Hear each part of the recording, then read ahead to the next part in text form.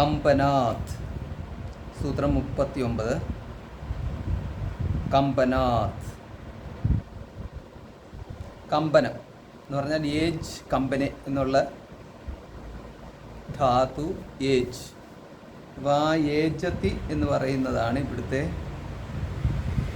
വിഷയം. കഠോപനിഷത്തിലെ 2.6.1, 2.6.2 ഈ ശ്ലോകങ്ങൾ, ഈ മന്ത്രങ്ങളാണ് ഇവിടെ പരാമർശിച്ചിരിക്കുന്നത്. യദിതം കിഞ്ച ജഗത് സർവം പ്രാണയേജതി നിസ്സൃതം മഹദ്ഭയം വജ്രം ഉദ്യുതം യ ഏതദ് വിദുരമൃതാസ്തേ ഭവന്തി എന്നുള്ള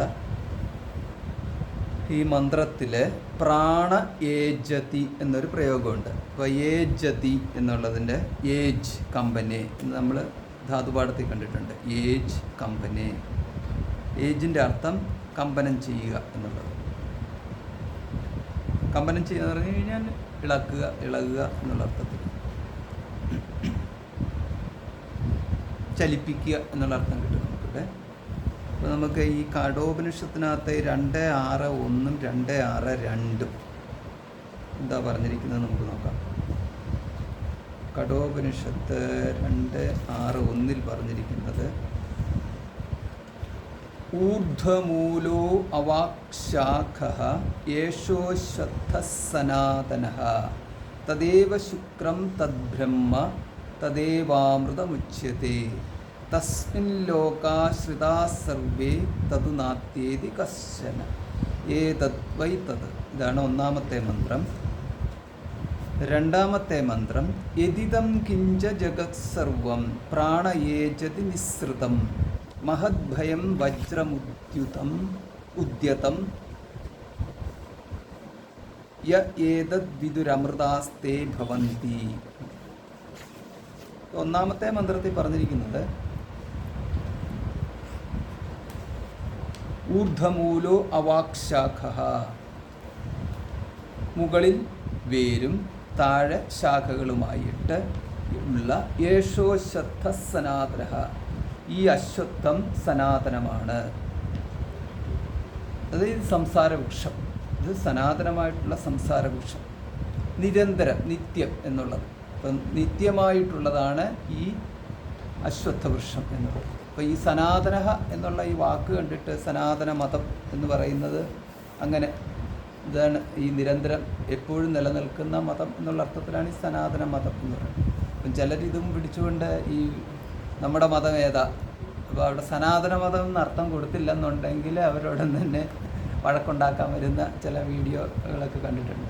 സനാതന മതം എന്ന് പറഞ്ഞിട്ട് നോർത്ത് ഇന്ത്യയിൽ പോയി കഴിഞ്ഞാൽ ഏതാ മതം എന്ന് അവർ ചോദിച്ചുകൊണ്ട് വരും. അപ്പോൾ സനാതന മതം എന്നാണ് അവർ ഉത്തരം കണ്ടുപിടിച്ചിരുന്നത്. അങ്ങനെ ഒരു കൂട്ടം ആൾക്കാരാണ്.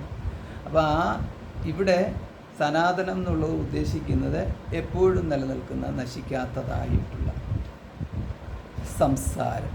അതാണ് ഊർധ്വമൂലോ അവാക്ശാഖഃ യേശോ അശ്വത്ഥഃ എന്നുള്ളത്. അപ്പം സനാതനം കൊടുത്തിരിക്കുന്നത് അശ്വത്വത്തിനാണ് കൊടുത്തിരിക്കുന്നത്, ബ്രഹ്മത്തിനല്ല. സനാതനം ബ്രഹ്മ എന്നല്ല കൊടുത്തിരിക്കുന്നത്, പകരം സനാതനഃ വൃക്ഷഃ എന്നാണ് കൊടുത്തിരിക്കുന്നത്. അത് അശ്വത്ഥ വൃക്ഷഃ എന്നുള്ളത്. അപ്പം ഈ അശ്വത്ഥം വൃക്ഷം എന്ന് പറയുമ്പം ഇവിടെ വൃക്ഷകൽപ്പന സംസാരത്തിന് കൊടുത്തിരിക്കുന്നു. എന്നിട്ട് അതിൻ്റെ വേരുകൾ ആണ് മുകളിലായിട്ട് എന്ന് പറഞ്ഞിരിക്കുന്നത്. ആ മുകളിലുള്ള വേരിനാണ് തദേവ ശുക്രം തദ് ബ്രഹ്മ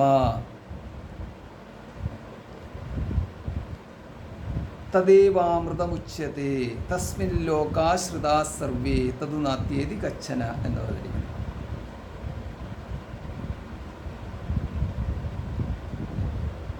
അപ്പോൾ ഈ തദേവ ശുക്രം തദ് ബ്രഹ്മ തദേവാമൃതമുച്യത്തെ. അപ്പോൾ ഇവിടെ നമുക്ക് കാണാം അത് തന്നെയാണ് ബ്രഹ്മം, അത് അമൃതം എന്ന് പറഞ്ഞിരിക്കുന്നത്. അപ്പോൾ ഇവിടെ ഈ അമൃതം ബ്രഹ്മം എന്ന് പറഞ്ഞിരിക്കുന്നത് വൃക്ഷത്തെ അല്ല പറഞ്ഞിരിക്കുന്നത്, പകരം ഇവിടെ ബ്രഹ്മത്തെ, അതായത് ഇതിൻ്റെ ഈ ഊർധ്വമൂല എന്ന് പറഞ്ഞിരിക്കുന്ന മുകളിൽ വേരുകൾ എന്ന് പറഞ്ഞിരിക്കുന്ന ആ മൂലത്തിനെയാണ് ഇവിടെ തദേവ ശുക്രം തദ് ബ്രഹ്മ എന്ന് പറഞ്ഞിരിക്കുന്നത്. തസ്മിൻ ലോകാശ്രിതാ സർവേ തതു നാത്യേതി കശ്ചന. അതിലാണ് ഈ ലോകങ്ങളെല്ലാം ആശ്രയിച്ചിരിക്കുന്നത്. ഈ ബ്രഹ്മത്തിനെ ന അത്യേതി കശ്ചന, ഈ ബ്രഹ്മത്തിനെ അതിക്രമിച്ചൊന്നും തന്നെ ഇല്ല എന്ന്. അപ്പോൾ ഇവിടെ നമുക്ക് ഈ സംസാരത്തെയും ബ്രഹ്മത്തെയും രണ്ടായിട്ട് തന്നെ വേർതിരിച്ചിരിക്കുന്നു എന്ന്. ഇവിടെ ബ്രഹ്മമാണ് സംസാരത്തിൻ്റെ കാരണം എന്ന് കാണിക്കാൻ വേണ്ടിയിട്ടാണ് ഇതിനെ ഊർധ്വമൂലഃ എന്നുള്ള പ്രയോഗം നടത്തിയിരിക്കുന്നത്. അപ്പോൾ ഊർധ്വമൂലഃ എന്നുള്ളതിനകത്ത് ഈ വൃക്ഷത്തിൻ്റെ വേരുകൾ വൃക്ഷത്തിൽ തന്നെയല്ലേ, അതിനാൽ സംസാരത്തിൻ്റെ തന്നെ ഭാഗമായിട്ടല്ലേ ബ്രഹ്മത്തിനെ കാണേണ്ടത്? ഇങ്ങനെ വേണമെങ്കിൽ ചോദിക്കാം. അപ്പം സംസാരത്തിൻ്റെ ഭാഗമായിട്ട് ബ്രഹ്മത്തിനെ കാണണമെന്നല്ല, അവിടെ ബ്രഹ്മം ഹേതുവായിട്ടാണ് സംസാരം എന്നുള്ള രീതിയിൽ തിരിച്ചാണ് എടുക്കേണ്ടത്. അപ്പോൾ ഇത് നമുക്ക് ഇവിടുത്തെ ചർച്ചാ വിഷയം എന്ന് പറയുന്നത് അടുത്ത മന്ത്രമാണ്. യദിദം കിഞ്ച ജഗത് സർവം, ഇവിടെ ഈ ജഗത്തിൽ യാതൊന്നുണ്ടോ, അതാണ് യത് ഇതം കിഞ്ച ജഗത് സർവം. ഈ ജഗത്ത് എന്നായിട്ട് യാതൊന്നുണ്ടോ, ജഗത്ത് ആയിട്ട് യാതൊന്നുണ്ടോ? പ്രാണ യേജതി നിസ്സൃതം, നിസ്സൃതം ഗതം എന്നർത്ഥം, നിർഗതം. നിസ്സൃതം എന്ന് പറഞ്ഞാൽ ഇവിടെ അർത്ഥം നിർഗതം എന്നർത്ഥമാണ്. സരണേ ചലനേ എന്നർത്ഥം. അപ്പം ചലിക്കുക എന്നുള്ള അർത്ഥത്തിലാണ്, ഗമിക്കുക എന്നുള്ള അർത്ഥത്തിലാണ് എന്ന് പറയുന്നത്. അപ്പോൾ അതാണ് നിസ്സൃതം എന്ന് പറയുന്നത്. അപ്പം നിർഗതം എന്നുള്ള അർത്ഥം കിട്ടും ഇവിടെ.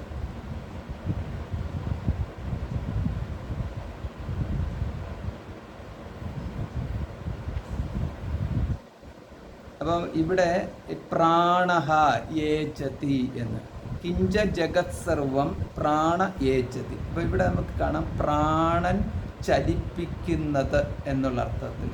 ഈ ജഗത്തിൽ യാതൊന്നുണ്ടോ, ഈ ജഗത്തായിട്ട് ഉള്ള നമ്മൾ യാതൊന്നിനെയാണോ കാണുന്നത്, അപ്പോൾ അതാണ് ഇവിടുത്തെ സംസാരം എന്ന് പറഞ്ഞിരിക്കുന്നത്. അപ്പോൾ സംസാര വൃക്ഷത്തെയാണ് ഇവിടെ പരാമർശിച്ചിരിക്കുന്നത്. അപ്പോൾ ഇവിടെ ഇതിനെ ചലിപ്പിക്കുന്നതായിട്ട് പറഞ്ഞിരിക്കുന്നത് പ്രാണ ഏജത്തി എന്ന് പറഞ്ഞാൽ പ്രാണൻ ചലിപ്പിക്കുന്നതായിട്ട് ഇവിടെ യാതൊന്നുണ്ടോ, ഈ സംസാര രൂപത്തിൽ യാതൊന്നുണ്ടോ എന്ന്, അല്ലെങ്കിൽ ജഗത് രൂപത്തിൽ യാതൊന്നുണ്ടോ അത് എന്നുള്ളതാണ് ഇവിടുത്തെ പ്രസ്താവന. അപ്പോൾ ഇവിടെ പ്രാണ ഏജതി എന്ന് പറഞ്ഞിരിക്കുന്നത് പ്രാണൻ ചലിപ്പിക്കും എന്ന് പറയുമ്പം നമുക്കറിയാവുന്ന ഒരു പ്രാണനുണ്ട്. ആ പ്രാണൻ നമുക്ക് വായുവികാരമായ പ്രാണൻ, പ്രാണാപാന ഉദാന സമാന വ്യാനം എന്ന് പറഞ്ഞിരിക്കുന്ന പഞ്ചപ്രാണന്മാരുണ്ടല്ലോ, അവരുടെ ഏകീകൃത രൂപമായിട്ട് നമുക്ക് സമഷ്ടി പ്രാണനോ വെഷ്ടി പ്രാണനോ എന്നൊക്കെയുള്ള രീതിയിൽ ഏത് വേണേലും എടുക്കാം. അപ്പോൾ അവിടെ വായുശക്തി എന്നുള്ളതാണ് സമഷ്ടിയാണേലും വെഷ്ടിയാണേലും ഒക്കെ എടുക്കുന്നത്, വായുവികാരം എന്ന രീതിയിൽ എടുക്കുന്നത്. അപ്പോൾ വായുവിനെ തന്നെ നമുക്ക് സമഷ്ടി പ്രാണൻ എന്ന് പറയാം. അപ്പോൾ ഈ പ്രാണൻ ആണോ ഇവിടെ ഉദ്ദേശിച്ചിരിക്കുന്നത്, അത് പ്രാണയേജതി നിസ്സൃതം എന്നുള്ള ഈ പ്രയോഗത്തിൽ പ്രാണൻ എന്നുകൊണ്ട് ഉദ്ദേശിച്ചിരിക്കുന്നത് ഈ ജഗത്തിനെ മുഴുവൻ ചലിപ്പിക്കാൻ തക്ക ഉള്ള പ്രാണൻ എന്ന് പറയുമ്പം അതേതാണ്, അത് ബ്രഹ്മം തന്നെയല്ലേ എന്നുള്ളതാണ് ഇവിടുത്തെ ചർച്ചാ വിഷയം. അപ്പോൾ ഇവിടെ പൂർവപക്ഷം പറയുന്നത് അത് വായു തന്നെയാണെന്ന് പറയുന്നു, പക്ഷെ സിദ്ധാന്തം പറയുന്നത് അത് ബ്രഹ്മമാണ് എന്ന്. മഹദ്ഭയം വജ്രമുദ്യതം എന്ന്. അപ്പോൾ അവിടുത്തെ ഈ പ്രാണന് മഹദ്ഭയം വജ്രമുദ്യതം എന്ന്. അപ്പം വജ്രം ഉയർത്തിപ്പിടിച്ചിട്ടുള്ള ഏത് മഹദ്ഭയം, ഈ മഹത്തായിട്ടുള്ള ഭയത്തെ സൃഷ്ടിക്കുന്ന, മറ്റുള്ളവർക്ക് ഭയം ജനിപ്പിക്കുന്ന വജ്രത്തെ ധരിച്ചിരിക്കുന്നതായ ഇതിനെ യേതദ്വിദുഹു, ഇതിനെ യാതൊരുവൻ അറിയുന്നുവോ, യഹ വിദുഹു യാതൊരുവൻ അറിയുന്നുവോ, അമൃതാഹ തേ ഭവന്തി അവർ അമൃതരായിട്ട് ഭവിക്കുന്നു. അപ്പോൾ എന്ന് പറയുമ്പം ബഹുവചനത്തിലാണ്, അതുകൊണ്ട് തേ എന്ന്. ഏതദ്വിദുരമൃതാഹ തേ ഭവന്തി എന്ന്. അപ്പോൾ യാതൊരുവർ ഇതിനെ അറിയുന്നുവോ അവര് യഥാച്ച ഉദ്യതകരം സ്വാമിനം അഭിമുഖീഭൂതം ദൃഷ്ട്വാ ഭൃത്യാഹ എന്ന്. അപ്പോൾ ഈ ദണ്ട് പിടിച്ചിരിക്കുന്ന സ്വാമിയെ കണ്ടിട്ട് എപ്രകാരമാണോ ഭൃത്യന്മാർ ഭയപ്പെട്ട് നിൽക്കുന്നത്, അപ്രകാരം നിയമേന തത്ശാസന. അപ്പം നമ്മൾ ഈ ഭൃത്യന്മാരെന്ന് പറഞ്ഞു കഴിഞ്ഞാൽ ഉടനെ നമ്മൾ ഈ വീട്ടിൽ പണിക്ക് വരുന്നവരെന്നുള്ള അർത്ഥത്തിലൊന്നും എടുക്കരുത്. ഇപ്പം ഇവർ രാജശാസനം ഇപ്പം നമുക്ക് അറിയാം, അതായത് ഇപ്പം രാജാവും രാജഭടന്മാരും അപ്പോൾ രാജഭടന്മാർ രാജാവിൻ്റെ മുന്നിൽ എപ്രകാരമാണ് നിൽക്കുന്നത്, ഇതാണ് ഉപമ എന്ന് പറയുന്നത്. അല്ലാതെ നമ്മൾ ഒരാളെ പറമ്പ് പണിക്ക് ഏർപ്പാട് ചെയ്തു, ഇനിയിപ്പോൾ ഇവർ നമ്മുടെ ഭൃത്യനാണ്, അതുകൊണ്ട് ഇനിയിപ്പം ഇവരടുത്തും കുതിര കയറാൻ ചെല്ലാം എന്നുള്ള അർത്ഥത്തിനൊന്നും എടുക്കരുത്. അതല്ല അവിടെ ഉദ്ദേശിക്കുന്നത്. ആരെങ്കിലും ഒരാൾ പണിക്ക് വിളിച്ചിട്ട് പണി ഉടനെ എടുപ്പിച്ച് കഴിഞ്ഞാൽ ഉടനെ സ്വാമിയും ഭൃത്യനുമായി എന്നൊന്നും വിചാരിക്കരുത്. ഇവിടെ സ്വാമിയും ഭൃത്യനെന്ന് പറഞ്ഞു കഴിഞ്ഞാൽ രാജാവും പടയാളികളും എന്നുള്ളത് ഉഗ്രശാസനം. അപ്പോൾ ശാസനാധികാരം ഉണ്ടെങ്കിൽ മാത്രമേ സ്വാമിയാകത്തുള്ളൂ, അല്ലാതെ പണിക്ക് വെച്ചു എന്നുള്ളത് കൊണ്ട് തന്നെ സ്വാമിയാകത്തുള്ളൂ. അപ്പോൾ ഇവിടുത്തെ അതാണ്. പണ്ട് കാലത്താണെന്നുണ്ടെങ്കിൽ ഓരോ ആൾക്കാരും അവർ ഈ രാജഭരണം എന്നൊക്കെ പറഞ്ഞിരിക്കുന്ന കാലത്ത് ഈ നിയമങ്ങളൊക്കെ എന്ന് പറയുന്നത് ഒരു അയഞ്ഞ രീതിയിലായിരുന്ന സമയത്താണ് അവിടെ ഓരോരുത്തർക്കും ഒരു ഇടപ്രഭുക്കന്മാരും പ്രഭുഭരണം എന്നൊക്കെ ഉണ്ടായിരുന്ന കാലത്ത് ഓരോരുത്തരും ഒരു വലിയ ധനവാനാണെന്നുണ്ടെങ്കിൽ ആരെങ്കിലും തല്ലിയാലും കൊന്നാലും ഒന്നും ചോദിക്കാൻ ആളില്ലാത്ത സമയത്ത് ഇവരൊക്കെ വലിയ സ്വാമിമാരായിട്ട് എന്നുള്ള രീതിയിൽ നടന്നിരുന്നു. സ്വാമി എന്ന് പറഞ്ഞാൽ യജമാൻ.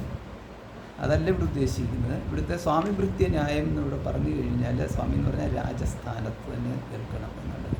അതായത് തല്ലിയാൽ രാജാവ് ഒരു ഭൃത്യനെ തല്ലിയാൽ, ഭൃത്യൻ എന്ന് പറഞ്ഞു കഴിഞ്ഞാൽ ഒരു പട്ടാളക്കാരൻ തന്നെ ആവാം, അങ്ങനെയുള്ള ഒരാളെ ശിക്ഷിച്ചു കഴിഞ്ഞാൽ ആ ശിക്ഷയെ ചോദ്യം ചെയ്യാൻ വേറെ ആരും വരരുത്.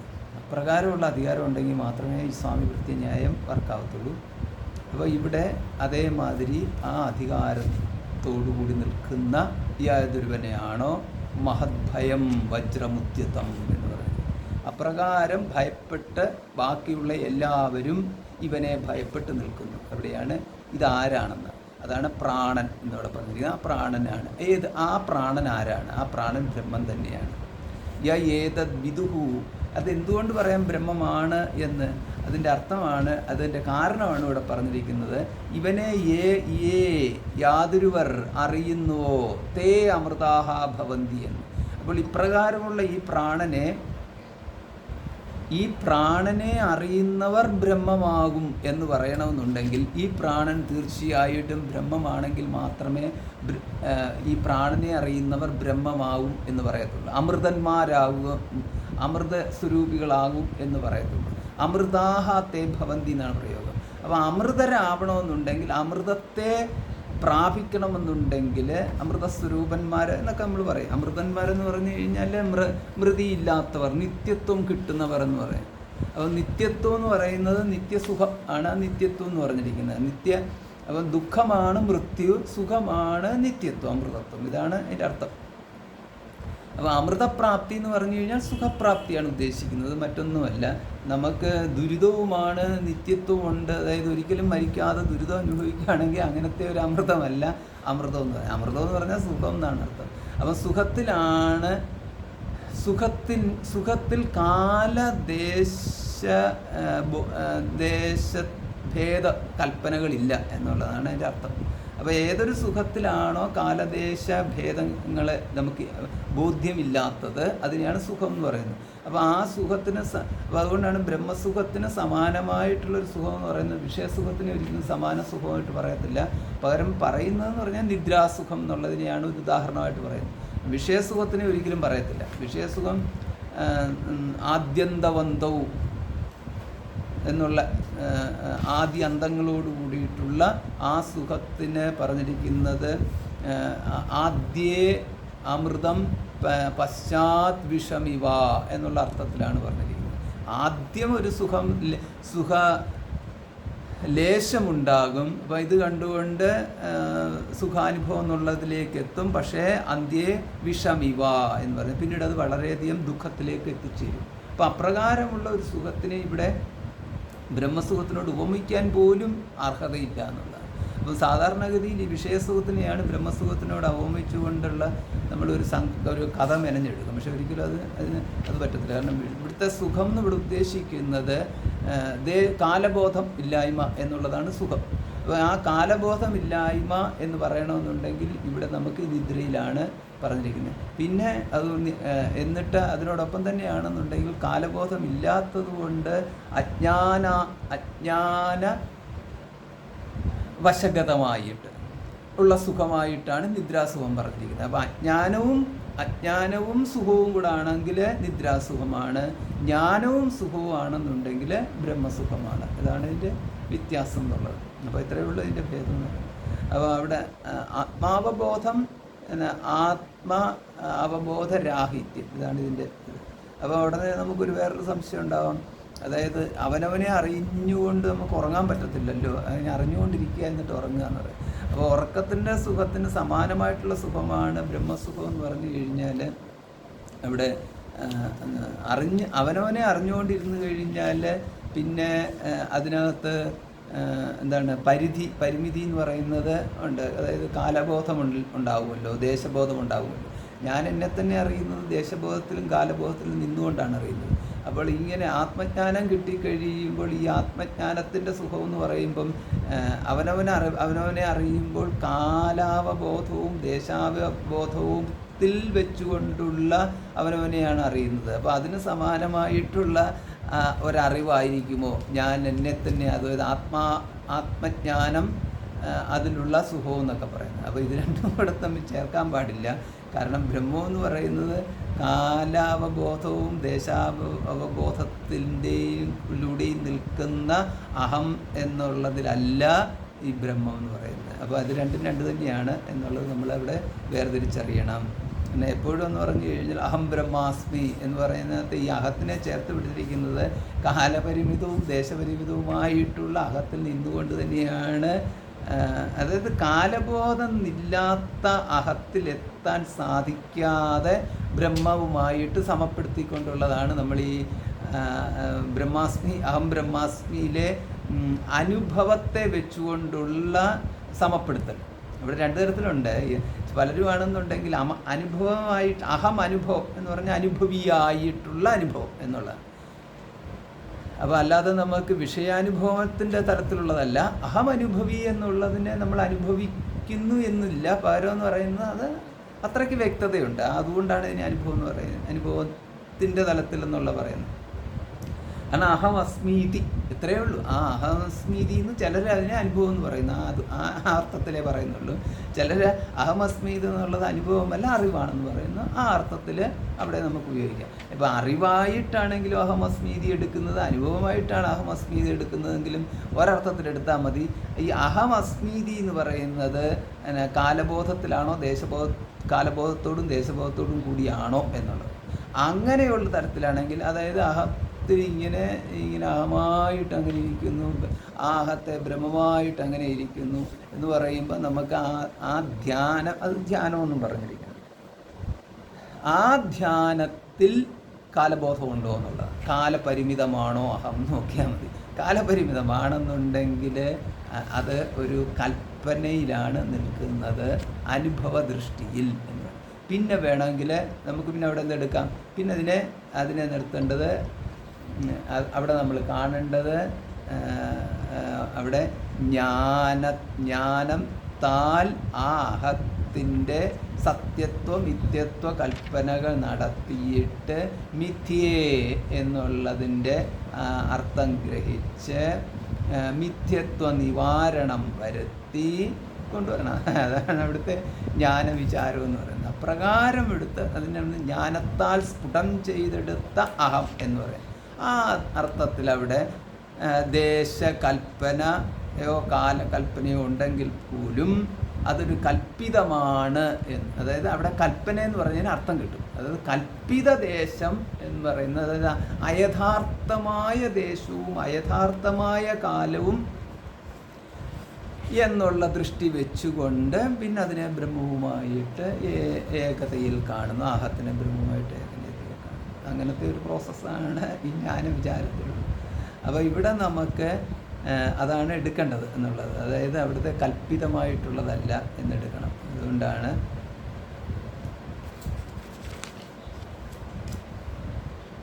ഈ അതായത് ആ സുഖത്തിനെ എന്ന് പറയുമ്പോൾ അതാണ് അതിൻ്റെ ആ സമപ്പെടുത്തൽ. അതായത് സുഖം എന്ന് പറഞ്ഞു കഴിഞ്ഞാൽ ഉടനെ നമ്മൾ സമപ്പെടുത്തൽ നല്ല ഉദാഹരണമായിട്ട് നിദ്രയെ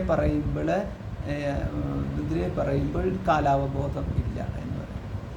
അപ്പോൾ ആ അഹം ബ്രഹ്മാസ്മി എന്നുള്ളത്. അപ്പോൾ അവിടെ ഈ ബ്രഹ്മ അഹം എന്നുള്ളത് കിട്ടിക്കഴിയുമ്പോൾ അവരുടെ ആ അവബോധത്തിലാണ് അമൃതത്വം എന്ന് പറഞ്ഞിരിക്കുന്നത്. അതുകൊണ്ടാണ് അമൃതാസ്തേ ഭവന്തി എന്ന് പറയുന്നത്. തേ അമൃതാഹ ഭവന്തി. കടോപനിഷത്തിലെ മന്ത്രം, രണ്ടാമത്തെ മന്ത്രമാണ് പറയുന്നത്. അതായത് നമ്പർ എത്രയായിരുന്നു? 2 അല്ല, ഏതായിരുന്നു നമ്പർ? 1 എന്തെന്ന്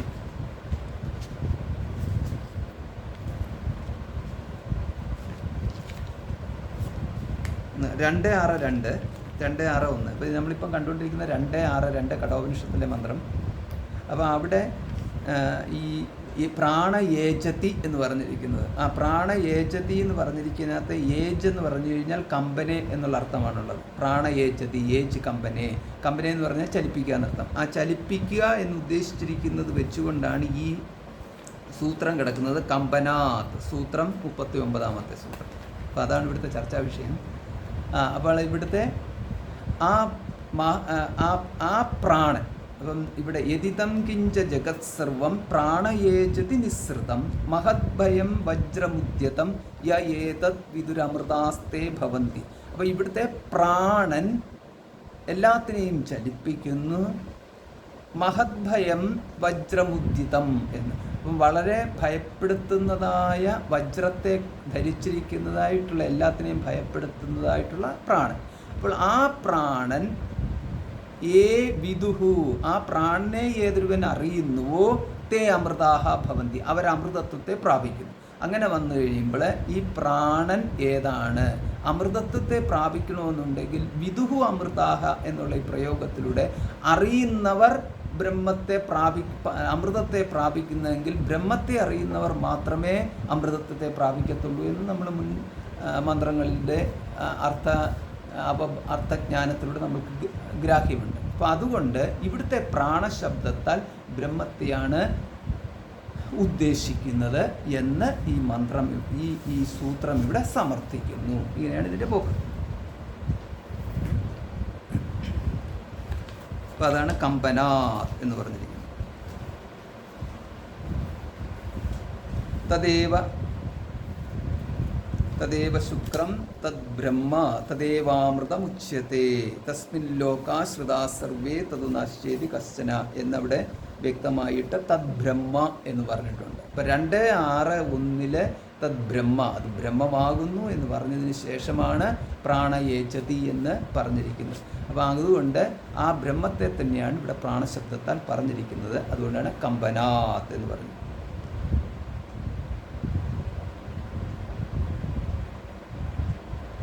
അപ്പോൾ നമ്മൾ ഇപ്പം ഇവിടെ അതായത് ഈ കഴിഞ്ഞ ഏതാനും അധികരണങ്ങളിലായിട്ട് നമ്മൾ കണ്ടുകൊണ്ടിരുന്നത് ബ്രഹ്മവിദ്യയ്ക്കുള്ള അധികാരം ആർക്കാണെന്നുള്ളതാണ്. അപ്പോൾ അത് കഴിഞ്ഞതിന് ശേഷം ഇവിടെ വീണ്ടും ഈ വാക്യാർത്ഥ വിചാരത്തിലേക്ക് തന്നെ, അതായത് ശ്രുതി വാക്യ നിരൂപണം. അപ്പോൾ ശ്രുതിയിലെ ഓരോരോ വാക്യങ്ങൾ എടുത്തുകൊണ്ട് ഇതിനകത്ത് പല സന്ദർഭങ്ങളിൽ പലതും പറഞ്ഞു കഴിഞ്ഞാൽ, ഇപ്പം പ്രാണയേജതി കമ്പനെ വെച്ചുകൊണ്ട് പ്രാണൻ തന്നെയാണ് സർവ്വതും എന്ന് പറഞ്ഞുകൊണ്ട് പ്രാണോപാസകന്മാർ എന്ന് പറയുന്ന ഒരു വിഭാഗം ഉണ്ടാവാം. പ്രാണനെയാണ് ഉപാസിക്കേണ്ടത്, പ്രാണനാണ് ബ്രഹ്മം എന്ന് പറഞ്ഞുകൊണ്ട് അപ്രകാരം പോകാം. അതല്ല എന്നുണ്ടെങ്കിൽ സമഷ്ടി പ്രാണനെ എടുത്തുകൊണ്ട് വായു തന്നെയാണ് സർവ്വതും എന്ന് പറഞ്ഞുകൊണ്ട് അങ്ങനെ വേണമെങ്കിൽ, അങ്ങനെ ത്വമേവ പ്രത്യക്ഷം ബ്രഹ്മ എന്ന് പറഞ്ഞുകൊണ്ട് പ്രത്യക്ഷമായിട്ടുള്ളത് വായുവാണ്, ആ വായുവിനെയാണ് ഉപാസിക്കേണ്ടത്. എന്നിട്ട് വായുവിനെ ഉപാസിക്കുമ്പം വായുദേവനായി, പിന്നെ വായുദേവൻ്റെ പുത്രൻ ആഞ്ജനേയ സ്വാമി, അതുകൊണ്ട് ജഗത് പ്രാണ നന്ദനൻ എന്ന് പറയുമ്പം ആഞ്ജനേയ സ്വാമിയായി. അതുകൊണ്ട് ഈ ബ്രഹ്മം എന്ന് പറഞ്ഞു കഴിഞ്ഞാൽ ആഞ്ജനേയ ഉപാസനയിലാണ്. ഇങ്ങനെ ദേവത ഉപാസനയിലോട്ടും ആൾക്കാർക്ക് മാറാം. ഇങ്ങനെയൊക്കെയുള്ള ഈ സർവ്വസാധ്യതകൾ നിൽക്കുന്നത് കൊണ്ടാണ് ഇവിടെയൊക്കെയുള്ള ഓരോ ശബ്ദവും എടുത്തുകൊണ്ട് ഇതിനെ നിരൂപണം ചെയ്യുന്നത്. അപ്പോൾ ഇവിടെ നമുക്ക് ഈ പ്രാണൻ എന്ന് പറഞ്ഞു കഴിഞ്ഞാൽ ഈ പ്രാണനെക്കുറിച്ച് ഉള്ള അതിനകത്ത് ഈ പല ശ്രുതികളിലും പ്രാണശബ്ദം കൊണ്ടുണ്ട്. അപ്പോൾ ഇവിടെ നമുക്ക് ഇനിയിപ്പം എന്തെങ്കിലും ഒരു സംശയം ഉണ്ടെങ്കിൽ ബൃഹദാരണ്യ പുരുഷത്തിലെ ഈ 4:4-18 അവിടെ കാണാം പ്രാണസ്യ പ്രാണം എന്ന പ്രയോഗം. ഇത് പ്രാണൻ്റെയും പ്രാണനാണ് എന്ന്. അപ്പോൾ ഇത് തന്നെ ഇതേമാതിരി തന്നെ നമുക്ക് കേനോപനിഷത്തിലുണ്ട് പ്രാണസ്യ പ്രാണം പ്രാണസ്യ പ്രാണം എന്നുള്ള പ്രയോഗം നമുക്ക് അവിടെ കാണാം. ഇത് പ്രാണൻ്റെയും പ്രാണനാണ്. അപ്പോൾ പ്രാണൻ എന്നുള്ള ശബ്ദത്തിൽ ബ്രഹ്മത്തെ തന്നെ മറ്റ് ഉപനിഷത്തുകളിലും കാണാവുന്നതാണ്. അപ്പോൾ ആ പ്രാണൻ എന്നവിടെ എല്ലാം ഈ പ്രാണൻ എന്ന് പറഞ്ഞു കഴിഞ്ഞാൽ ഏതാണ്? ആ പ്രാണൻ എന്ന് പറഞ്ഞു കഴിഞ്ഞാൽ നമുക്ക് ഈ അപാനൻ പ്രാണൻ എന്ന് പറയുന്ന തരത്തിൽ നമുക്ക് കിട്ടുന്ന ആ പ്രാണനെ നമ്മൾ എടുക്കരുത് എന്ന് വ്യക്തമായിട്ട് നമുക്ക് ഇപ്പം കഠോപനിഷത്തിൽ തന്നെ വേറൊരു മന്ത്രമുണ്ട്. ന പ്രാണേന നാപാനേന മർത്യോ ജീവതി കശ്ചന ഇതരേണ തു ജീവന്തി യസ്മിന്നേതാ ഉപാശ്രിതൗ. ഇപ്പം ന പ്രാണേന ന അപാനേന ന മർത്യ ജീവതി കശ്ചന. അപ്പോൾ ഒരു തരത്തിലും മനുഷ്യൻ ജീവിക്കുന്നത് പ്രാണനെ കൊണ്ടോ അപാനനെ കൊണ്ടോ അല്ല എന്ന്. അപ്പോൾ പ്രാണനെ കൊണ്ടോ അപാനനെ കൊണ്ടോ അല്ല എന്ന് പറയുമ്പോൾ നമുക്ക് പ്രത്യേകിച്ചൊന്നും തോന്നത്തില്ല. പക്ഷെ സാധാരണ നമ്മളൊരു പ്രയോഗം കാണാം, ശ്വാസോച്ഛ്വാസം ഉള്ളിടത്തോളം കാലമേ നമുക്ക് ജീവിക്കാൻ പറ്റത്തുള്ളൂ, അതുകൊണ്ട് ശ്വാസോച്ഛ്വാസത്തെ ആശ്രയിച്ചിട്ടാണ് ജീവിക്കുന്നത്. ഇങ്ങനൊരു വാക്യം കേട്ട് കഴിഞ്ഞാൽ ഇതിനകത്ത് നമുക്ക് ശരിക്കിടന്നും തോന്നത്തില്ല, ഇത് ശരിയാണെന്ന് തോന്നുന്നു. അപ്പോൾ അങ്ങനെയുള്ളൊരു ശരിയാണ് ഇവിടെ ചോദ്യം ചെയ്തിരിക്കുന്നത്. ന പ്രാണേന ന അപാനേന. അപ്പം പ്രാണനും അപാനനും എന്ന് പറഞ്ഞാൽ ശ്വാസോച്ഛ്വാസമായി. അപ്പം ശ്വാസോച്ഛ്വാസമാണ് പ്രാണനും അപാനനും. അപ്പോൾ ഇതിനാലല്ല എന്ന്. അപ്പോൾ ശ്വാസോച്ഛ്വാസത്താലല്ല നാം ജീവിക്കുന്നത് എന്നുള്ളത് ഈ മന്ത്രത്തിൽ കാണാം. അപ്പോൾ ഇത് നമുക്ക് ഉടനെ തോന്നി ഇത് അനുഭവത്തിന് വിരുദ്ധമല്ലേ എന്ന് പറഞ്ഞു കഴിഞ്ഞാൽ, ഇത് അനുഭവത്തിന് വിരുദ്ധമല്ലേ എന്ന് പറഞ്ഞു കഴിഞ്ഞാൽ, ഒരു ജീവൻ നിലനിൽക്കുന്നത് നമ്മൾ ഈ ജാഗ്രത അവസ്ഥയിൽ ഒരു പൂർണ്ണ ആരോഗ്യത്തോടു കൂടിയിരിക്കുന്ന ഒരു വ്യക്തിയുടെ അനുഭവത്തെ വെച്ചുകൊണ്ടാണ് നമ്മൾ ഇതിൻ്റെ എല്ലാം ഈ ജീവനിരൂപണം ആത്മനിരൂപണം ഒക്കെ നടത്താൻ പോകുന്നത്. പക്ഷേ ശാസ്ത്രം അങ്ങനെയല്ല. ശാസ്ത്രം എന്ന് പറയുമ്പോൾ അതിനെ പലതും കണ്ടുകൊണ്ടാണ് നിരൂപണം നടത്തുന്നത്. ഇപ്പോൾ ഒരു ഉദാഹരണം പറഞ്ഞു കഴിഞ്ഞാൽ, ഇപ്പോൾ നമുക്ക് പറയാം, ഒരു മുട്ട എടുക്കുക. ആ മുട്ടയ്ക്ക് ജീവനുള്ള മുട്ടയാണോ ജീവനില്ലാത്ത മുട്ടയാണോ? ജീവനുള്ള മുട്ടയാണ് പറയുന്നത്. അപ്പം ജീവനുള്ള മുട്ടയുടെ ജീവൻ നിലനിൽക്കുന്നു എന്നുള്ളത് ശ്വാസോച്ഛ്വാസത്തെ ആശ്രയിച്ചിട്ടല്ലല്ലോ ഒന്ന്. ഇനി അതെല്ലാം വേറൊരു ഉദാഹരണം എടുക്കാം. ഇപ്പം ഗർഭസ്ഥ ശിശു എന്ന് പറഞ്ഞു. ഗർഭസ്ഥ ശിശുവിന് അവിടെ പ്രാണ അപാന പ്രവർത്തി, അത് ശ്വാസോച്ഛ്വാസം എടുക്കലൊന്നുമില്ലല്ലോ, പക്ഷേ അത് ജീവിക്കുന്നു.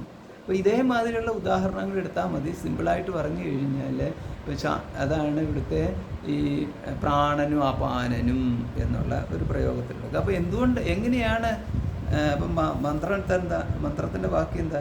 ന പ്രാണേന ന അപാനേന ന മർത്യോ ജീവതി കശ്ചന. അപ്പോൾ ഇവിടെ ഉദാഹരണം ഇപ്പം മനുഷ്യൻ്റെ കാര്യത്തിലാണ് എടുത്തിരിക്കുന്നത്. അപ്പം മർത്യൻ ജീവിക്കുന്നത് ഈ പ്രാണിനെ അപാനെയും കൊണ്ടല്ല. ഇതരേണ തു ജീവന്തി. ഇതരേണ എന്ന് പറഞ്ഞാൽ അന്യേന എന്നുള്ള അർത്ഥം. അന്യനാൽ എന്നുള്ളത്. ആരാ അന്യനാണ്?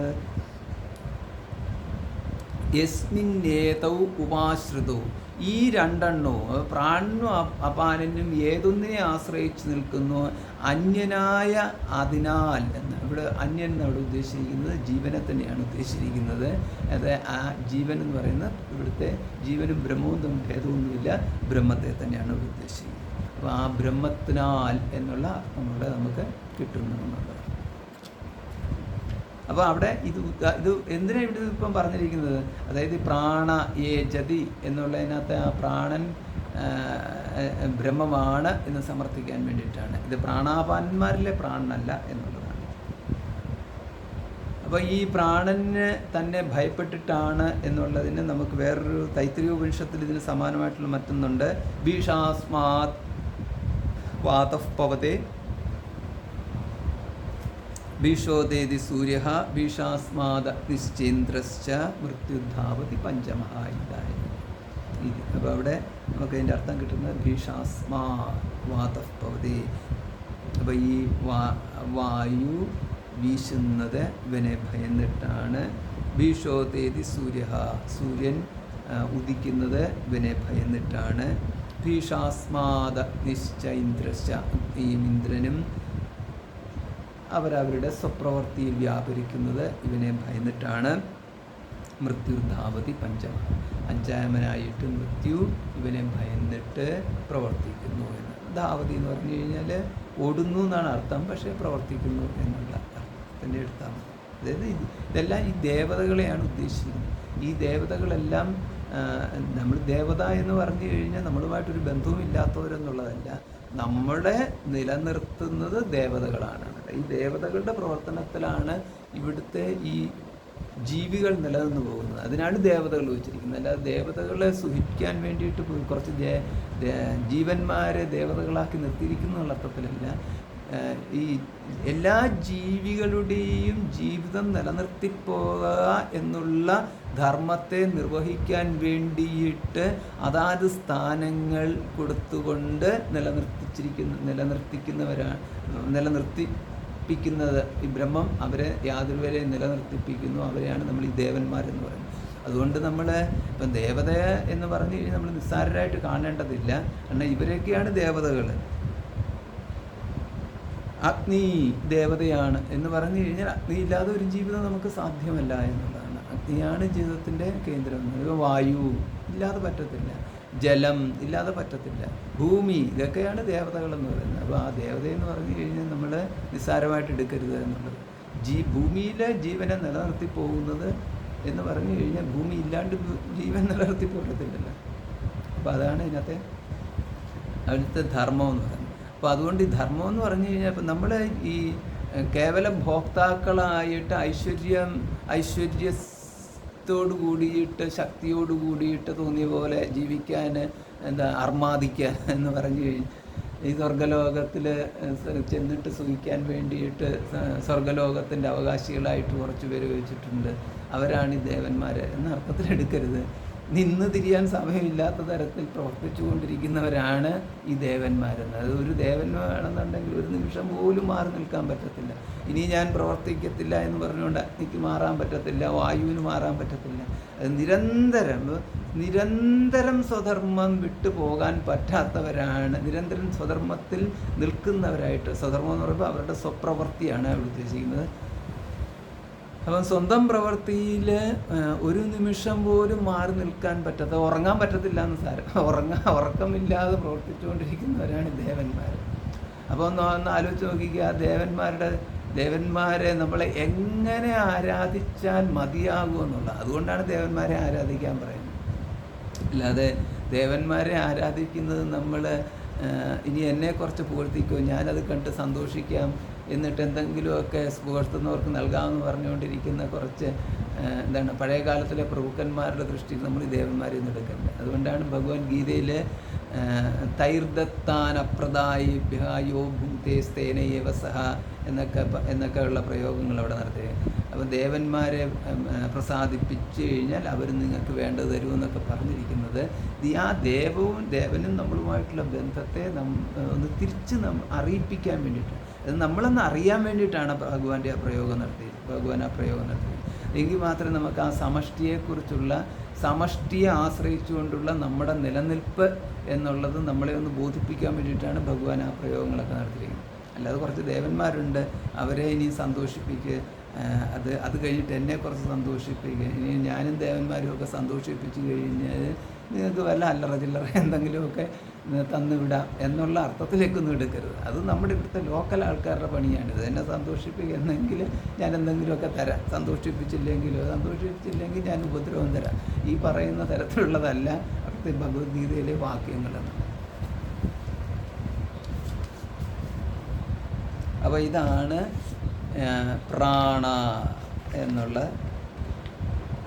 ഏജതി നിസ്സൃതം. ഇപ്പം നിസ്സൃതം എന്ന് പറഞ്ഞു കഴിഞ്ഞാൽ എന്ന് പറഞ്ഞു കഴിഞ്ഞാൽ ചലനേ ഗമന എന്നൊക്കെയുള്ള അർത്ഥത്തിലാണ്. അപ്പം നിസ്സൃതം എന്ന് പറഞ്ഞു കഴിഞ്ഞാൽ നിർഗതം എന്നർത്ഥം.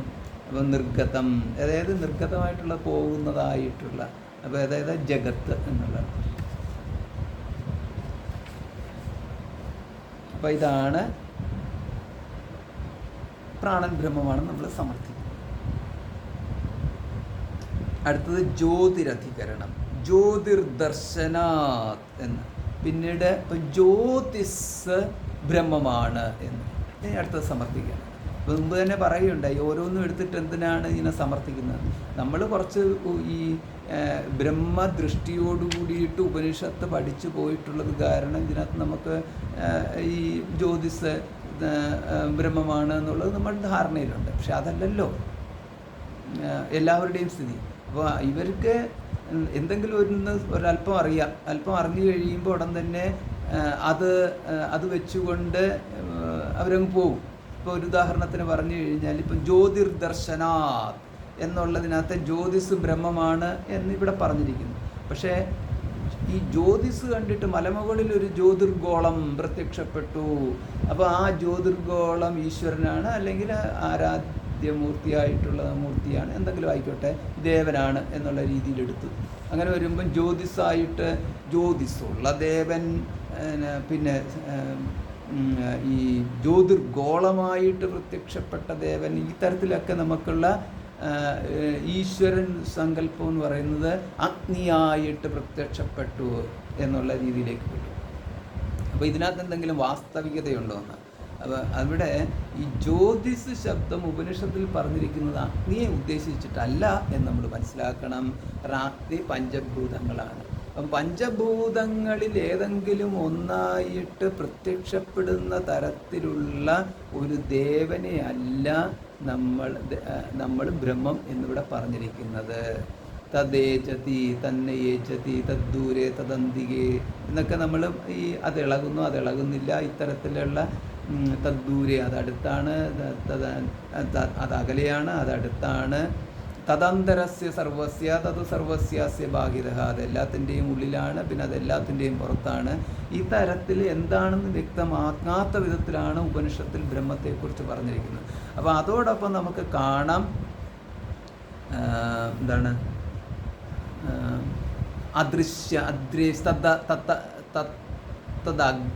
അദ്രേശ്യമഗ്രാഹ്യമഗോത്രം എന്നുള്ള മന്ത്രം കാണാം. അദ്രേശ്യ അഗ്രാഹ്യമ, ഇങ്ങനെ ദൃശ്യമാക്കാൻ സാധിക്കാത്തത്, ഗ്രഹിക്കാൻ സാധിക്കാത്തത്, ഈ തരത്തിൽ കാണാം. പിന്നുള്ളത് അദൃശ്യം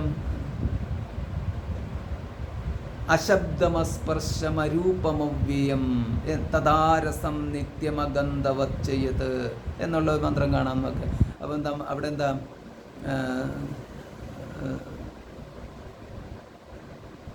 അശബ്ദം ശബ്ദമല്ലാത്തത്, അശബ്ദം അസ്പർശം സ്പർശമല്ലാത്തത്, അശബ്ദം അസ്പർശം അരൂപമവ്യം. അപ്പോൾ അതിലൂടെ, ഈ വരികളിലൂടെ, ഈ ശബ്ദങ്ങളിലൂടെ നമുക്ക് കാണാം പഞ്ചേന്ദ്രിയ വിഷയങ്ങളല്ലാത്തത്. അപ്പോൾ നമുക്കത് സിമ്പിളായിട്ട് തോന്നും പഞ്ചേന്ദ്രിയ വിഷയങ്ങളല്ല എന്ന് പറഞ്ഞ് തള്ളിപ്പോകും. പക്ഷേ അതിനകത്ത് മനസ്സിലാക്കേണ്ട ഒരു കാര്യമുണ്ട്. അപ്പം പഞ്ചേന്ദ്രിയ വിഷയങ്ങളല്ലാത്തതെന്ന് പറയുമ്പം പഞ്ചഭൂതങ്ങളായിട്ട് വരാവുന്ന സാധ്യത ഇല്ലാതാക്കി എന്നുള്ളതാണ്. അപ്പം പഞ്ചഭൂതങ്ങളായിട്ട് വരാനുള്ള സാധ്യത ഇല്ലാതാക്കി കഴിഞ്ഞപ്പോൾ അഗ്നി നമുക്ക് മലമുകളിൽ പ്രത്യക്ഷപ്പെട്ടെന്നോ അല്ലെങ്കിൽ എവിടെ പ്രത്യക്ഷപ്പെട്ട കഴിഞ്ഞാലും തേജസ് ഇന്ദ്രിയ പ്രത്യക്ഷമായിട്ട് വന്നു കഴിഞ്ഞാൽ അത് പഞ്ചഭൂത വിഭാഗത്തിൽപ്പെട്ടു. അപ്പോൾ അതുകൊണ്ട് അഗ്നിയായിട്ട് പ്രത്യക്ഷപ്പെട്ട ദേവൻ ബ്രഹ്മമല്ല എന്നുള്ളത് വന്നു കഴിഞ്ഞു.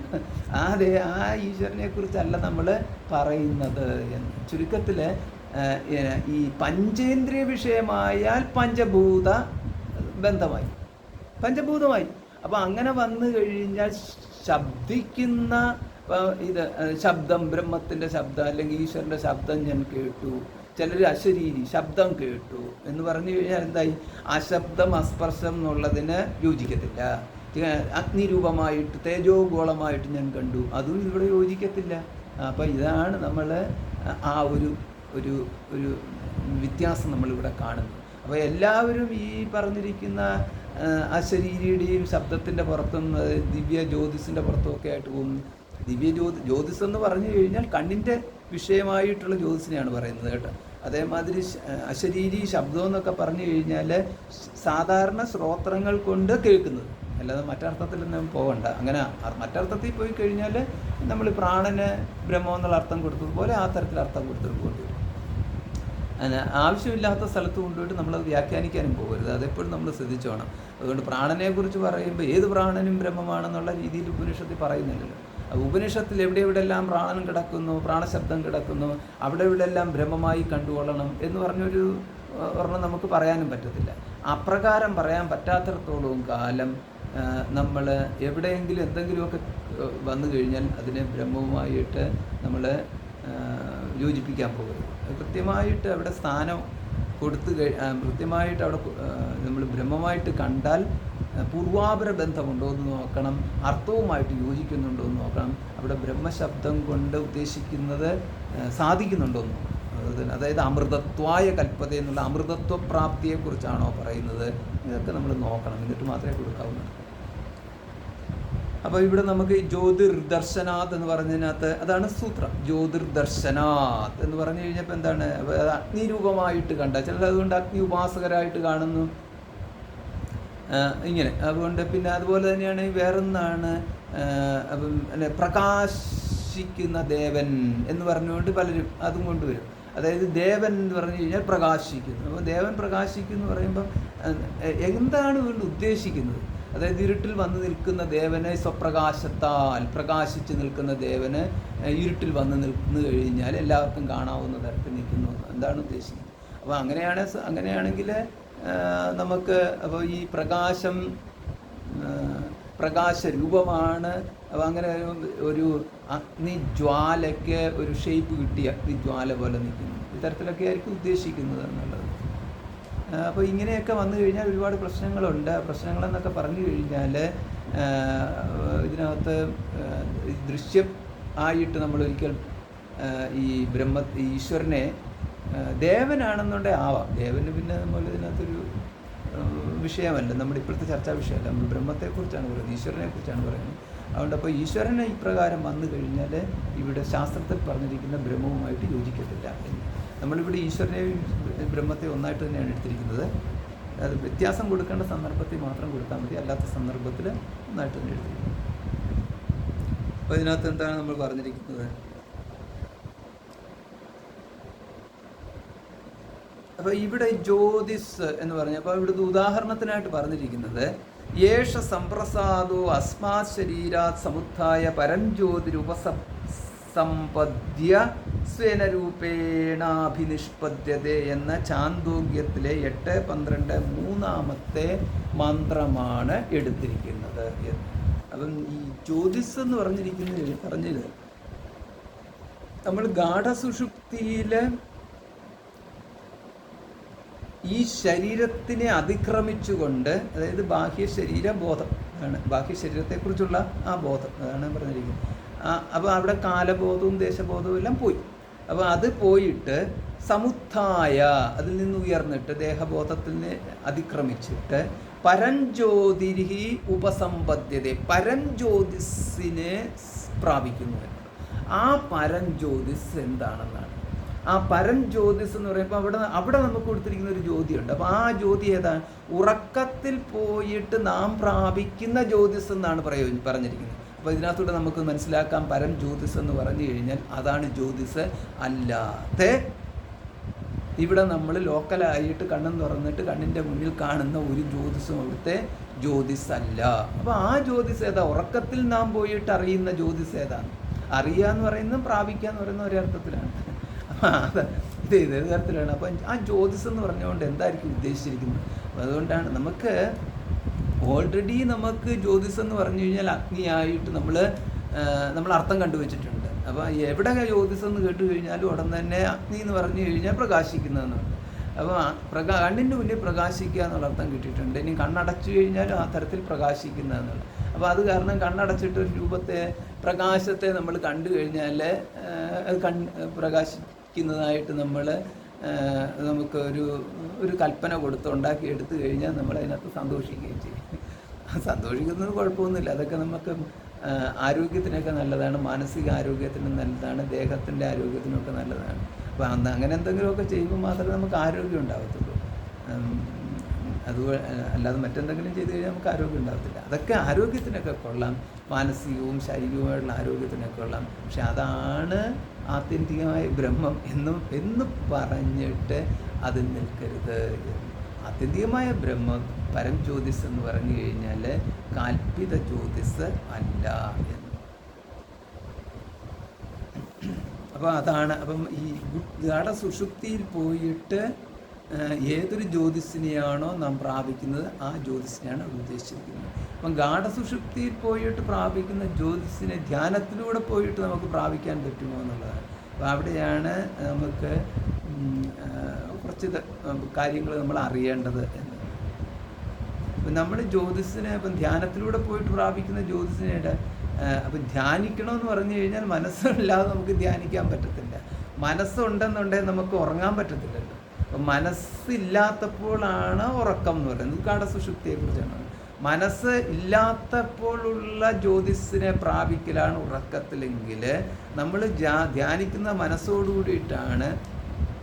ആ മനസ്സിലാണ് നമ്മൾ ജ്യോതിസിനെ ധ്യാനിക്കുന്നത്. ഒന്ന് വ്യത്യാസം ഒന്ന് ആലോചിച്ച് നോക്കിക്കേ.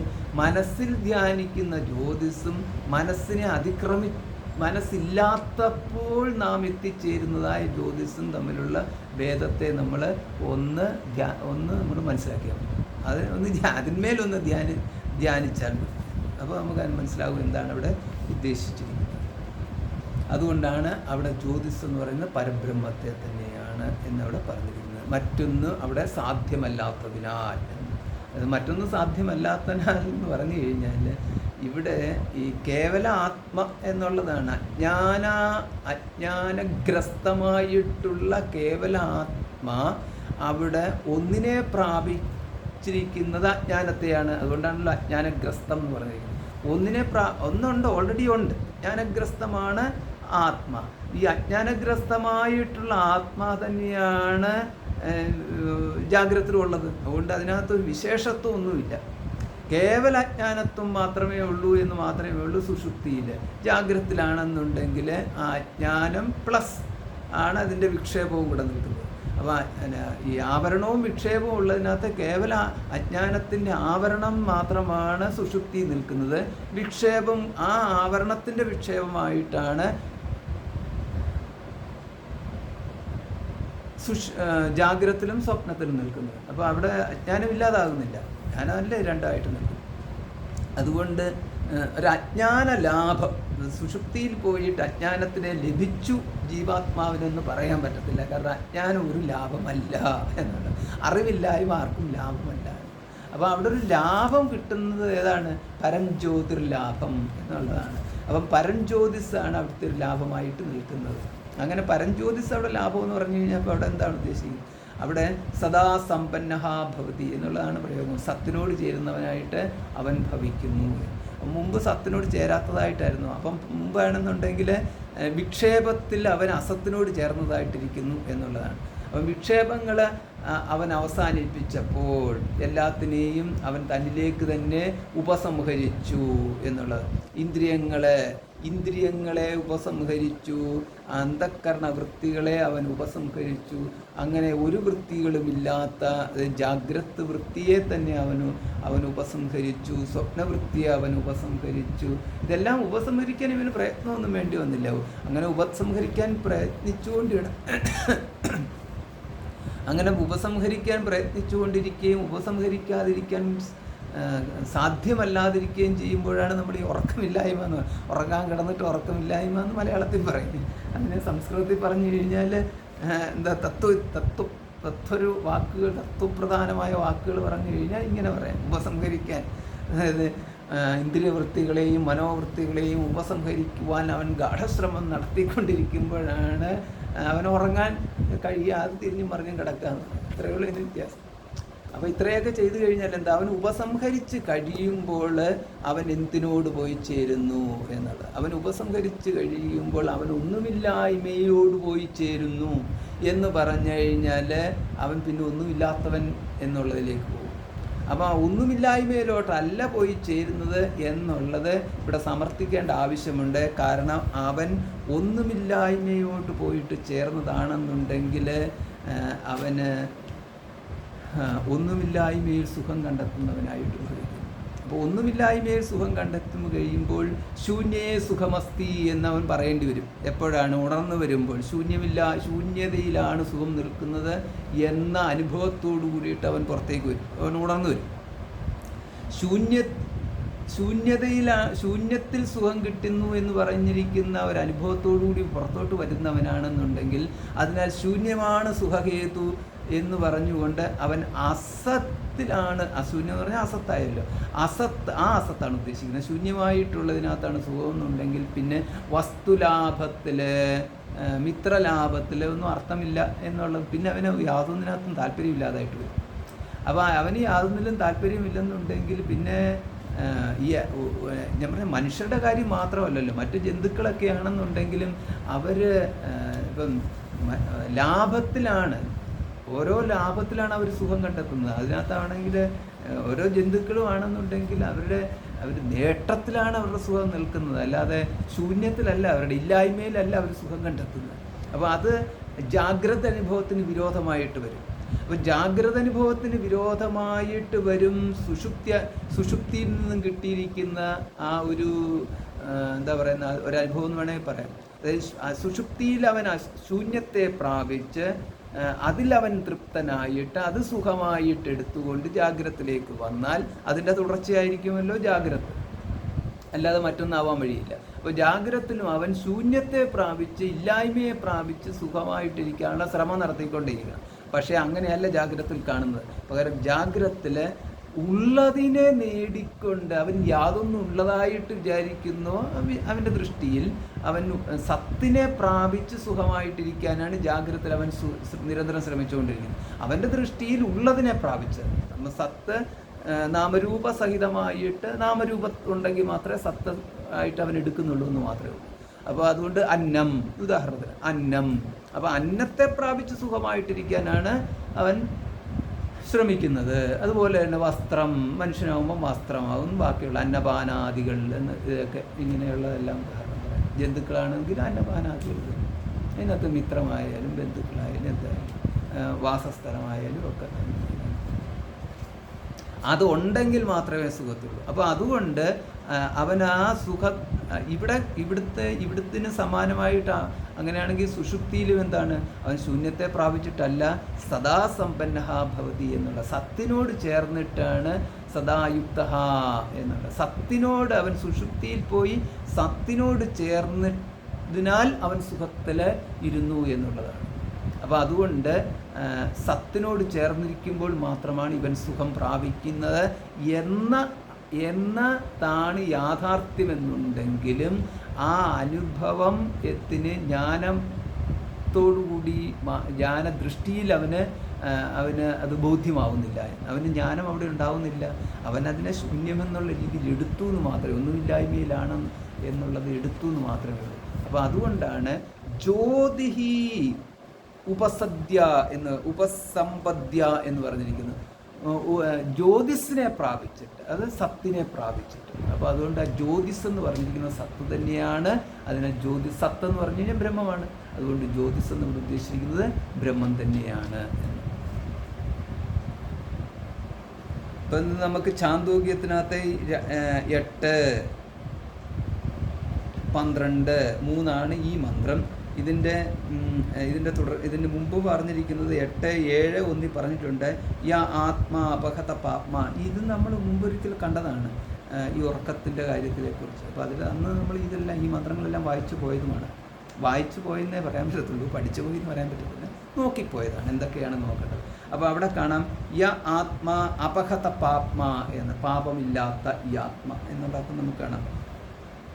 എന്ന് പറഞ്ഞു കഴിഞ്ഞാൽ ഈ ആത്മാവിനെ പാപം ബാധിക്കുന്നു എന്നുള്ളത്, പാപിയായ ആത്മാ എന്നൊക്കെയുള്ളത് തെറ്റായ പ്രയോഗമാണ്. ഒരു കാലത്തും ഈ ആത്മാവിനെ പാപം ബാധിക്കത്തില്ല എന്നുള്ളതാണ്. അതുകൊണ്ടാണ് അപഹത പാപ്മ എന്ന് പറയുന്നത്. അപ്പോൾ അതുകൊണ്ടാണ് എല്ലാ ജീവജാലങ്ങളും അത് സന്തോഷമായിട്ടാണ് കഴിയുന്നതിൻ്റെ കാരണം ഇതാണ്. ഇവൻ പാപം ചെയ്തു എന്ന് പറഞ്ഞു കഴിഞ്ഞാൽ അവൻ ദുഃഖം അനുഭവിച്ചുകൊണ്ടിരിക്കുന്നു എന്നുള്ള വെച്ചുകൊണ്ട് നമ്മളിതിനെ പാപം എന്ന് പറയുന്നു. പക്ഷേ ഒരല്പകാലം കഴിഞ്ഞു കഴിഞ്ഞാൽ എന്താണെങ്കിലും ശരി, അല്പം എന്ന ഒരു കാലത്ത് മാത്രമേ അതൊരു ശിക്ഷയെന്ന് പറയാൻ പറ്റത്തുള്ളൂ. ഒരു ഘട്ടം എത്തിക്കഴിഞ്ഞാൽ പിന്നെ അവൻ അതുമായിട്ട് യോജിച്ചു പോകുന്നു എന്നുള്ള. ഇപ്പോൾ നമ്മൾ പറഞ്ഞു, ഇപ്പോൾ ഈ ജയിലിൽ കൊണ്ട് ശിക്ഷിക്കുന്നു, ജയിലിലിട്ട് ശിക്ഷിക്കുന്നു. അപ്പോൾ ജയിലിലിട്ട് ശിക്ഷിക്കുന്നു എന്ന് പറയുമ്പോൾ ഒരു ബന്ധം അടർത്തി, സാമൂഹ്യ ബന്ധങ്ങളെല്ലാം അടർത്തി മറ്റൊരു സ്ഥലത്തേക്ക് പോകുമ്പോഴും പിന്നെ അതിൻ്റെ കൂട്ടത്തിലെന്ന് പറഞ്ഞാൽ എന്താണ്, പിടിക്കപ്പെട്ടു, അപമാനിക്കപ്പെട്ടു, സമൂഹത്തിൽ കീർത്തി നഷ്ടപ്പെട്ടു, മറ്റുള്ളവരാൽ നിന്ദിക്കപ്പെട്ടു. ഇങ്ങനെയൊക്കെയുള്ള കുറച്ച് ചിത്തവൃത്തികളും വിചാര ശകലങ്ങൾ കൊണ്ടിട്ട് ഇവന് ദുഃഖമുണ്ടാകും. ആ ദുഃഖത്തിന് അവിടെ ചെന്ന് കഴിയുമ്പോൾ അവിടെ ഇതേമാതിരി ഉള്ള ബാക്കിയുള്ള ആൾക്കാരെ കാണുന്നു. അപ്പോൾ ആ ആൾക്കാരിൽ ചിലർ ഇവനെ പരിഹസിക്കാനും ഉപദ്രവിക്കാനും ഒക്കെ ഉണ്ടെങ്കിൽ അതോടുകൂടിയിട്ട് അതിൻ്റെ ഇതുണ്ട്. പിന്നെ അവിടെ കുറച്ച് ഉപദ്രവകാരികളുണ്ടെന്നുണ്ടെങ്കിൽ അങ്ങനെയും കൂടെ ഉണ്ട്. ഇനി അതല്ല, സ്ട്രിക്റ്റായിട്ട് പറഞ്ഞു കഴിഞ്ഞാൽ ഇത് കഴിഞ്ഞിട്ട് കുറച്ച് കഴിയുമ്പോൾ ഇവൻ അവിടുത്തെ നേതാവാകുമ്പോൾ പിന്നെ അവൻ അവിടുത്തെ ഇതാകും. പിന്നെ ഈ ബാക്കി ബന്ധങ്ങളെല്ലാം വിട്ടു അവിടുത്തെ ഇൻമേറ്റ്സ് എന്ന് പറയുന്ന തലത്തിലേക്ക് അവൻ എടുക്കുന്നു. അവൻ അവിടുത്തെ പിന്നെ അവിടുത്തെ ഞങ്ങളുടെ ജയിലായി, എൻ്റെ മുറിയായി, എൻ്റെ കൂട്ടുകാരായി. പിന്നെ അവന് അവിടുത്തെ ബന്ധുക്കളും മിത്രങ്ങളും സ്വത്തും എല്ലാം അവിടുത്തേതായിട്ട് മാറി. അവൻ പിന്നെ അവിടുത്തെ ആളായിട്ട് മാറി എന്നുള്ളതാണ്. ഇവിടുത്തെ വിട്ടു പിന്നെ അവിടെ എന്താണ് പിന്നെ ദുഃഖം? അവന് പിന്നെ ചിന്തിക്കാൻ സമയമൊന്നുമില്ല, ദുഃഖത്തെക്കുറിച്ച് ചിന്തിക്കാൻ സമയമില്ല, ബന്ധത്തെക്കുറിച്ച് സമയമൊന്നുമില്ല.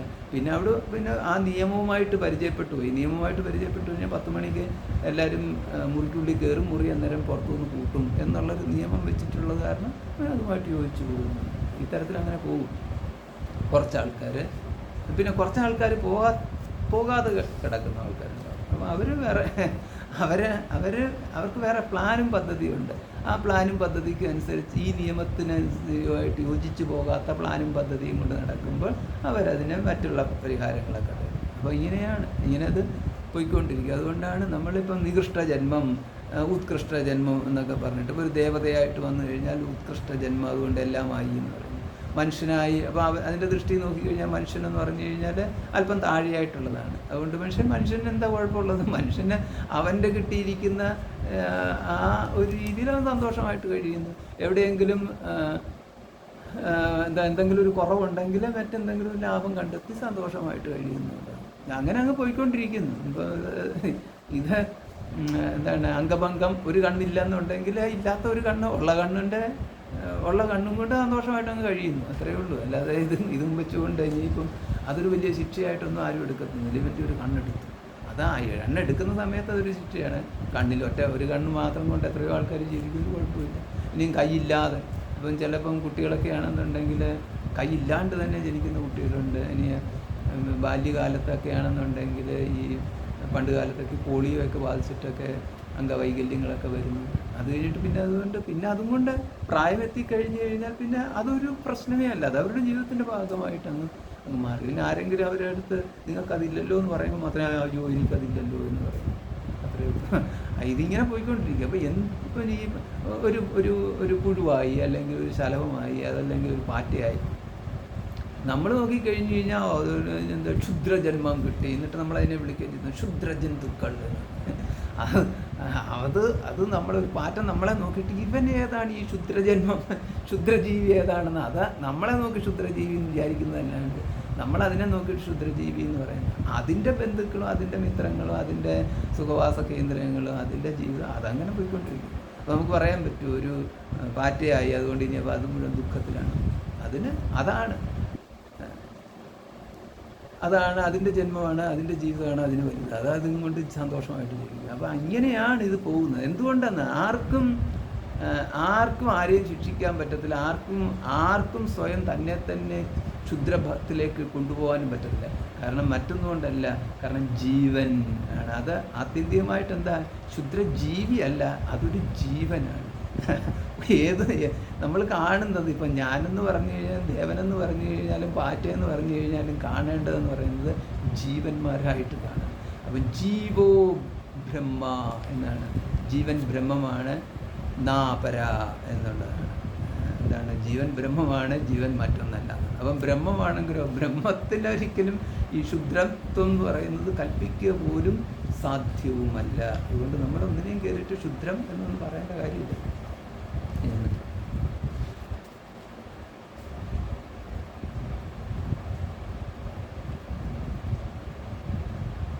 അപ്പം ഈ ബ്രഹ്മം എന്താണ്? അശരീരം വാ വസന്തം ന പ്രിയേ അസ്പൃശത. ശരീരമില്ലാത്ത ഇതിന് പ്രിയവുമില്ല അപ്രിയവുമില്ല. അതാണ് ജീവൻ എന്നുള്ളത്. അപ്പോൾ അതുകൊണ്ട് ഈ ആത്മാ അപഹത പാപ്മ എന്ന് പറഞ്ഞില്ല, ആ പാപമില്ലാത്തതെന്ന് പറഞ്ഞതിൻ്റെ അർത്ഥമാണ് ഈ പറഞ്ഞത്. മറ്റെന്തുകൊണ്ടാണ് ഈ പാറ്റയുടെ കാര്യമൊക്കെ എടുത്തതെന്ന് വിചാരിക്കരുത്. ജീവന് പാപമില്ല എന്നുള്ളത്. അപ്പോൾ ആ ജീവനാണ് നമ്മൾ ഒരു ജീവി എന്ന് പറഞ്ഞു കഴിഞ്ഞാൽ നമ്മൾ കാണുന്നത് ഇവിടെ ഇപ്പോൾ ഈ അർത്ഥവിചാരത്തിലൂടെ കാണുന്നത്.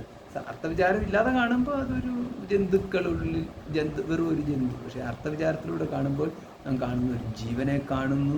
ജീവനെ നമ്മൾ അപഹത പാപ്മ എന്ന് പറയുന്നു, പാപമില്ലാത്തവൻ എന്ന് പറയുന്നു. കാരണം ജീവോ ബ്രഹ്മ എന്ന് നാപര എന്നുള്ളത് ഉണ്ടല്ലോ, ബ്രഹ്മം തന്നെയാണ് ജീവൻ എന്ന്.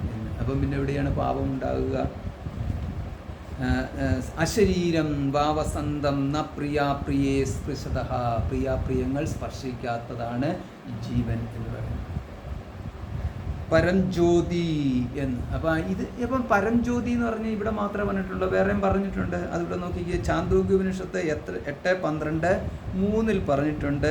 പരംജ്യോതി സ ഉത്തമ പുരുഷ എന്നുള്ള പ്രയോഗം നമുക്ക് ചാന്തോഗ്യോപനിഷത്ത് 8:12 കാണുന്നു. പരം ജ്യോതിസ് എന്നവിടെ പ്രയോഗമുണ്ട്. അപ്പം ജ്യോതിസ് എന്ന് പറഞ്ഞു കഴിഞ്ഞാൽ ബ്രഹ്മം എന്നുള്ള അർത്ഥം കിട്ടി. അതുകൊണ്ട് പരം ബ്രഹ്മ എന്ന് തന്നെ അർത്ഥം കിട്ടി. അല്ലെങ്കിൽ പരം ബ്രഹ്മ എന്ന് പറയുമ്പം പരമാത്മാ എന്നുള്ള അർത്ഥം കിട്ടി. അപ്പം പരമാത്മാ എന്ന് പറയുന്നതിൻ്റെ കൂട്ടത്തിൽ ഇപ്പം പരംജ്യോതി സമം പരമാത്മാ എന്നെടുത്തു. സ ഉത്തമ പുരുഷ എന്ന് നമുക്ക് രണ്ടും കൂടെ ആണ് ഇതിനകത്തുള്ളത്. അപ്പോൾ അത് നമുക്ക് ചാന്തോഗ്യം 8:12-3 കാണാം. അപ്പോൾ ഇത് ഭഗവത്ഗീതയിൽ ഇവിടെ നിന്ന് എടുത്തിട്ട് പറഞ്ഞിരിക്കുന്നു, ഉത്തമ പുരുഷസ്തന്യ പരമാത്മേതുദാഹൃത എന്നുള്ള ആ ഗീതാ ശ്ലോകം നമുക്കിവിടെ കാണാൻ സാധിക്കുന്നു. അപ്പോൾ അതിൻ്റെ ഈ ഉത്തമ പുരുഷൻ പരം ജ്യോതിസ് എന്നുള്ളത് ഇവിടെ പരം ജ്യോതിസിനെ ഭഗവാൻ പരമാത്മാ എന്ന് പറഞ്ഞു. ഇവിടുത്തെ ചർച്ചാ വിഷയം ജ്യോതിസ് എന്ന് പറഞ്ഞു കഴിഞ്ഞാൽ ആത്മാ ആണ് എന്നാണ്, പരമാത്മാവിനെ തന്നെയാണ് അല്ലെങ്കിൽ ബ്രഹ്മത്തെ തന്നെയാണ് ജ്യോതിസ് എന്ന് പറഞ്ഞിരിക്കുന്നതാണ് എന്നാണ് ഇവിടുത്തെ ചർച്ചാ വിഷയവും. ഓം പൂർണ്ണമതഃ പൂർണ്ണമിദം പൂർണ്ണാത് പൂർണ്ണമുദച്യതേ പൂർണ്ണസ്യ പൂർണ്ണമാദായ പൂർണ്ണമേവാവശിഷ്യതേ. ഓം ശാന്തി ശാന്തി ശാന്തി. ഹരി ഓം ശ്രീ ഗുരുഭ്യോ നമഃ.